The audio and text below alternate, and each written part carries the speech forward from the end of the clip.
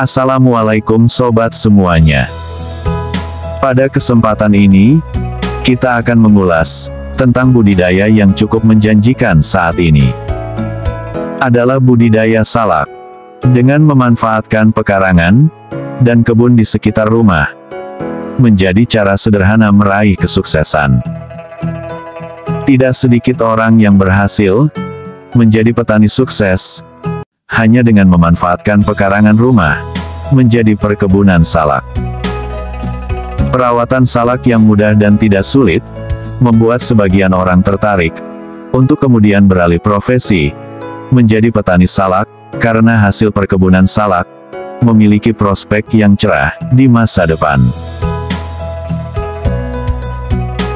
Di balik kesuksesan para petani salak tersebut, tentunya tidak lepas dari pola dan cara mereka mengelola perkebunan salak menjadi perkebunan salak yang produktif. Budidaya salak memerlukan waktu 2-3 tahun hingga bisa berbuah merata. Sisi lain dalam budidaya salak yang sukses terletak pada lahan perkebunan salak yang lembab, subur atau bisa juga bertekstur lempung dan berpasir, menjadi tempat yang cocok untuk budidaya salak.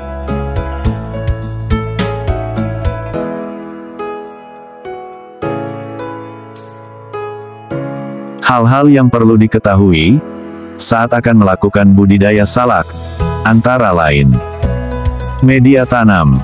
Cara lain dalam budidaya salak, yaitu dengan memanfaatkan pekarangan dan kebun di sekitar rumah, menjadi cara sederhana dalam budidaya tanaman salak. Hal lainnya, yang tak kalah penting dalam budidaya salak, adalah area perkebunan salak tersebut dekat dengan sumber air. Selanjutnya, membuat lubang untuk tanam tanaman salak dengan menggunakan beberapa sistem. Sistem monokultur, dengan ukuran lubang 50 x 50 x 50 cm, jarak tanam 2 x 2 sampai 2,5 x 2,5 meter, dan sistem polikultur, dengan jarak tanam 1,5 x 1,5 meter. Setelah membuat lubang untuk tanam pohon salak selesai, langkah selanjutnya adalah pemupukan. Pupuk kandang atau pupuk organik cocok untuk tanaman salak. Masing-masing setiap lubang tanam diberi pupuk kandang sebanyak 10 kg. Jenis pupuk lain yang cocok untuk budidaya salak adalah pupuk anorganik NPK dicampur urea, TSP dan KCl dengan perbandingan 1:1. Pemilihan bibit salak dengan cara vegetatif sebagai langkah mempertahankan sifat unggul. Bibit yang berkualitas adalah bibit yang siap tanam, dan lebih baik lagi, dipilih juga bibit pejantannya, agar nanti hasilnya berkualitas. Pasca masa tanam selesai, dengan melakukan perawatan demikian, menjadi kunci keberhasilan dalam budidaya salak. Setelah masa tanam adalah penyulaman, yang dilakukan setiap awal musim hujan.